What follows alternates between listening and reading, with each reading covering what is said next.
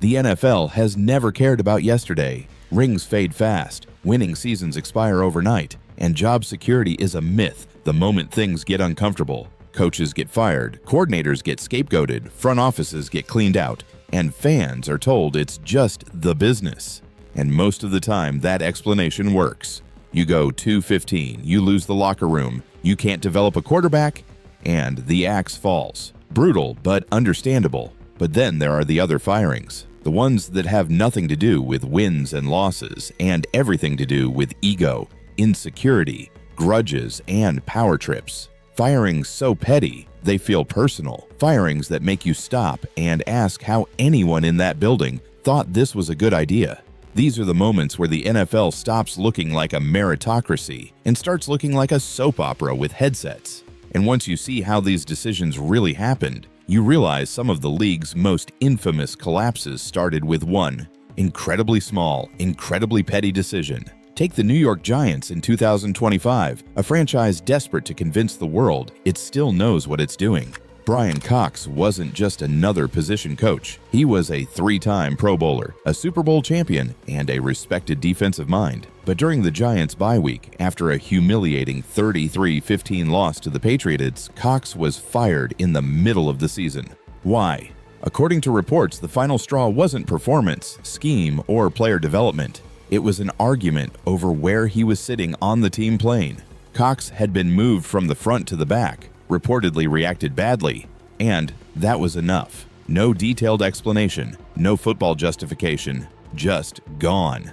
This happened while the Giants were 2-11, drowning in dysfunction, and somehow the biggest priority became an airplane seating dispute.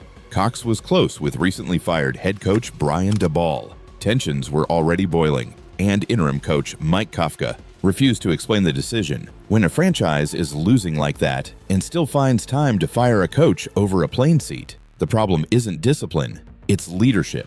Then there's Marty Schottenheimer, a man who delivered one of the greatest regular seasons in NFL history and still got fired for it. In 2006, Schottenheimer led the Chargers to a 14-2 record, the best in the league. LaDainian Tomlinson was unstoppable, the roster was loaded, and everything appeared set up for a Super Bowl run.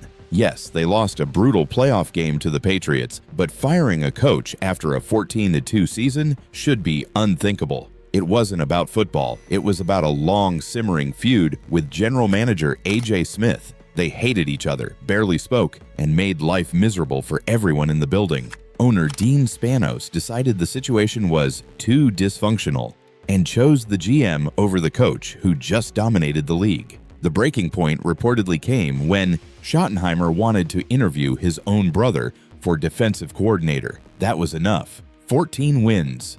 Fired. Players loved him. Results didn't matter. Personal grudges did. If Pettiness had a Hall of Fame wing, Al Davis would be its founding member.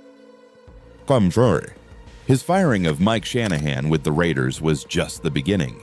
Davis dismissed Shanahan 4 games into his second season in 1989, despite an overall record that wasn't disastrous. But the real story came afterward. Davis owed Shanahan $250,000 in back pay. The NFL ruled in Shanahan's favor and ordered Davis to pay. Davis refused. Instead, he told Shanahan that suing him would cost more in legal fees than the money itself. Shanahan never saw a cent.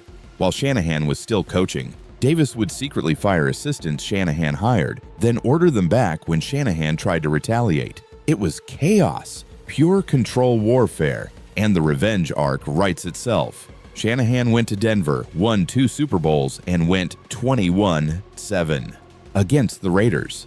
At one point, while coaching the 49ers, he allegedly had Elvis Grbac throw a football at Davis's head during warm-ups. 2 decades of bitterness over $250,000 and wounded pride. Al Davis wasn't finished. In 2008, he fired Lane Kiffin over the phone. No meeting, no discussion, just a call. Kiffin was only 31, the youngest head coach in league history, and yes, he made mistakes. But Davis took things to another level. He held a 90-minute press conference under a desk lamp, reading prepared notes, calling Kiffin a liar and a con man on national television. 90 minutes. Most coaches don't get 90 seconds. The The supposed final straw was Kiffin allowing Sebastian Janikowski to attempt a 76-yard field goal, which predictably failed. 2 days later, Kiffin was gone, and Davis turned a firing into a public execution. It wasn't accountability. It was theater. Jim Harbaugh's exit from San Francisco remains one of the most painful examples of ego-beating logic. Harbaugh went 44-19 in 4 seasons, reached 3 straight NFC championship games, appeared in a Super Bowl, and never posted a losing season. And the 49ers still pushed him out. Not mutual, not amicable. Harbaugh later confirmed he was told he wouldn't be the coach anymore. The reason was a power struggle with GM Trent Baalke. Owner Jed York picked Baalke. 2 years later, the team collapsed, went 2-14, and Baalke was fired anyway. Harbaugh thrived elsewhere, eventually returning to the NFL with renewed dominance. The 49ers chose ego over winning, and paid for it twice. Buddy Ryan's firing in Philadelphia was another masterclass in misplaced priorities. Ryan turned the Eagles into a physical, feared defense and went 10-6 in his final season. Owner Norman Brayman fired him anyway, claiming it was time to stop being a bridesmaid and become a bride. This from an owner notorious for charging players for their own equipment. Cleats, pads, gloves, billed to the players. Ryan didn't hold back, mocking Brayman's absence and calling out the front office publicly. When you fire a winning coach while nickel and diming players, the problem isn't leadership style, it's ownership. Wade Phillips learned the hard way that loyalty can be a career killer. With the Bills, he made the playoffs twice in 3 years. His overall head coaching record was strong, but he refused to fire his special teams coordinator, Ronnie Jones. That refusal cost him his job. Buffalo then missed the playoffs for the next 16 seasons. Phillips went on to win Super Bowl 50 as Denver's defensive coordinator, building a historically dominant unit. Buffalo chose pride over stability and wandered the wilderness for a decade and a half. Robert Saleh's firing by the Jets wasn't just about losses, it was about disrespect. After a London loss in 2024, Saleh was fired and reportedly escorted out of the building, allegedly without being allowed to address his players. While some reports disputed the escort, multiple sources confirmed he was blindsided. The Jets' issues were top-down, driven by ownership interference and forced decisions, yet Saleh took the fall. The optics were brutal. When a franchise already drowning in dysfunction treats its coach like a liability instead of a leader, it reinforces everything fans fear about the organization. Bill Parcells' departure from New England gave the NFL one of its most iconic quotes.